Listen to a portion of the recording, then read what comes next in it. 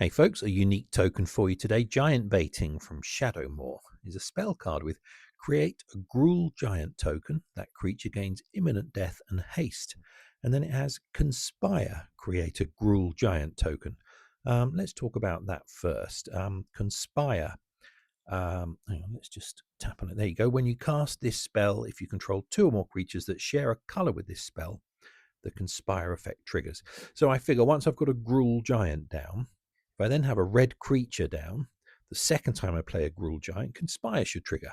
And Foundry Street Denizen has when a red creature enters the battlefield under your control, this creature gets +1/+0 and then draw a card. And if Conspire is triggering, I'm putting two red creatures into play each time. So I'm drawing two cards and giving the Foundry Street Denizen +2/+0 each time I play Giant Baiting. So that's pretty good, isn't it?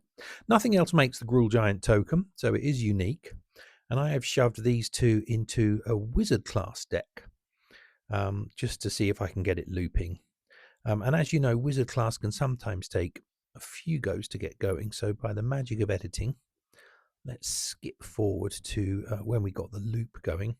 I've got a moon token there. Greg killed my first Foundry Street Denizen.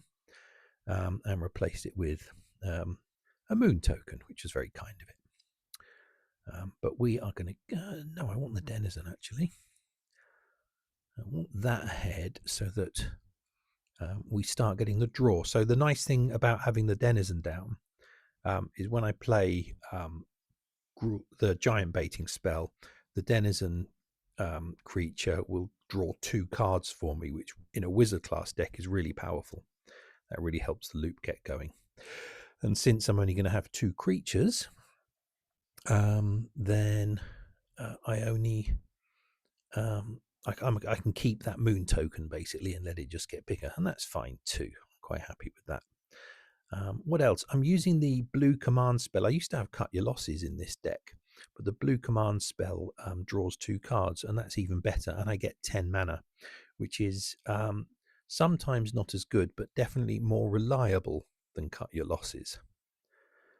So yeah, it's quite useful from that point of view. And you can see we're looping nicely now. Right, I won't make you sit and watch all the loop. Let's skip forward again, another little edit. There we go. So we've ended the loop.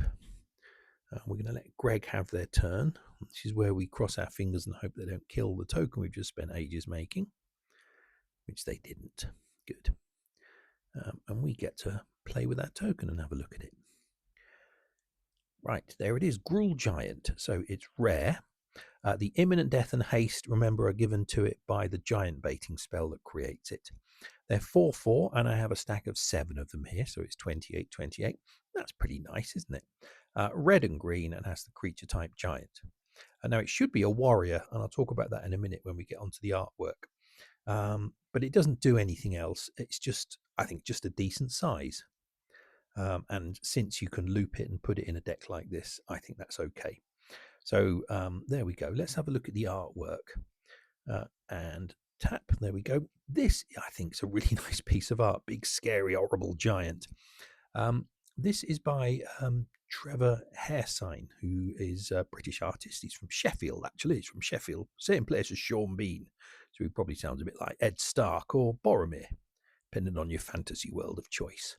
I'll stop doing Yorkshire now. He's mostly famous for Marvel and 2000 AD Judge Dredd type stuff. He has done 28 cards in Magic the Gathering. A couple have made it through into Puzzle Quest, mainly Shadowmoor cards. And actually, that's interesting about this. This is the giant warrior token from Shadowmoor, which I think a lot of players don't realize came out in 2008. But while Wizards of the Coast are busy chucking out My Little Pony and Rick and Morty and whatever other rubbish crossovers they keep thinking up, Webcore have to produce magic sets because they don't own the intellectual property or have the rights. So they're going back in time, and Shadowmoor came from 2008. And this was the giant warrior token and had the warrior subtype. So yeah, we've lost that warrior bit. But anyway, this is the Gruul Giant.